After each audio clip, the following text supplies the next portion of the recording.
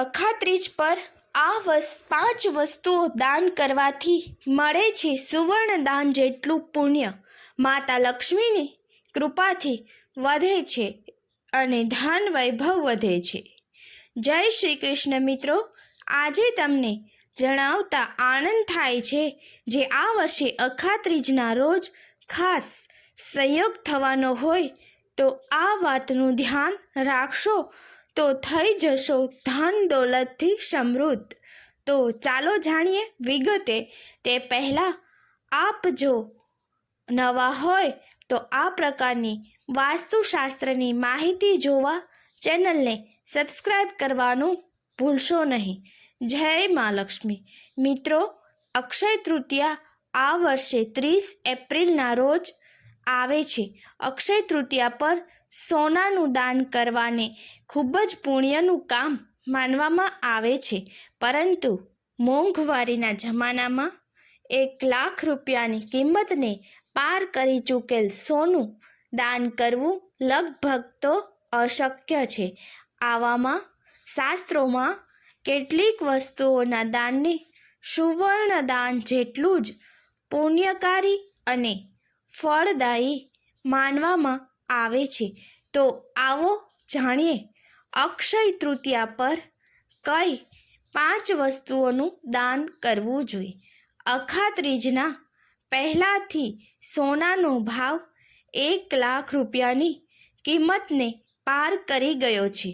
આવામાં અખાત્રીજના દિવસે સોનું ખરીદવું કે દાન કરવું કોઈ સપનાથી ઓછું નથી લાગતું.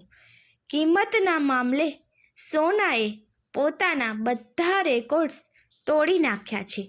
બીજી બાજુ ધાર્મિક માન્યતા છે કે અક્ષય તૃતીયા પર સોનું દાન કરવાથી મળનારું પુણ્ય અક્ષય થઈ જાય છે.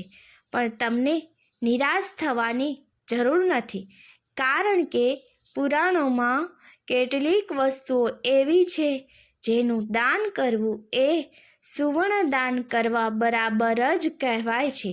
તો આવો જાણીએ અખાત્રીજ પર કઈ 5 વસ્તુઓનું દાન કરવું સુવર્ણ દાનના બરાબર જ મનાય છે.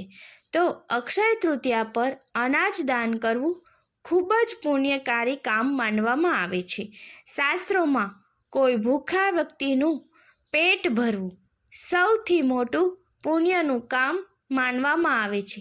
પૌરાણિક કથાઓમાં જે વ્યક્તિ પોતાના જીવનમાં અનાજનું દાન કરે છે તેને પરલોક ગયા પછી પણ કોઈ પણ પ્રકારની પરેશાની થતી નથી.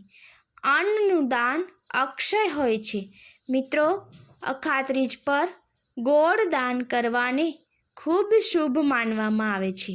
શાસ્ત્રોમાં ગોળનું દાન કરવાથી ભાગ્ય મજબૂત થાય છે, કારણ કે સૂર્યદેવની કૃપાથી કોઈ વ્યક્તિનું ભાગ્ય પ્રબળ થાય છે. શાસ્ત્રોમાં ગોળદાન કરવાનું ફળ સુવર્ણ દાન કરવા બરાબર જ માનવામાં આવે છે. જળને જીવન કહેવામાં આવે છે. જળ વગર જીવન શક્ય નથી. તમે જો અક્ષય તૃતીયા પર સોનું દાન કરવા માગતા હતા, પણ વધેલી કિંમતને કારણે તમે તમારો ઈરાદો બદલી નાખ્યો છે, તો તમે માટીના ઘડામાં જળ ભરીને પણ દાન કરી શકો છો. જળદાનનું પુણ્ય પણ સુવર્ણ બરાબર જ માનવામાં આવે છે. અક્ષય તૃતીયા પર સેંધા દાન કરવાથી અક્ષય પુણ્ય મળે છે, કારણ કે સેંધા લૂણનો સંબંધ ભૌતિક સુખ સુવિધાના સ્વામી શુક્ર ગ્રહ સાથે છે. બીજી બાજુ મીઠું સમુદ્રમાંથી પ્રાપ્ત થાય છે, તેથી મીઠાનો સંબંધ માતા લક્ષ્મી સાથે પણ છે. આ દિવસે સેંધા લૂણ ખરીદવાથી ધન સંપત્તિમાં વૃદ્ધિ થાય છે. અક્ષય તૃતીયા પર વસ્ત્રદાન કરવાને પણ ખૂબ શુભ માનવામાં આવે છે. વસ્ત્રને મૂળભૂત જરૂરિયાતોમાંથી એક માનવામાં આવે છે. અક્ષય તૃતીયા પર વસ્ત્રદાન કરવાથી પણ સુવર્ણ દાન જેટલું જ ફળ મળે છે. ખાસ કરીને પીળા અને લાલ રંગના વસ્ત્ર તમે દાનમાં આપી શકો છો.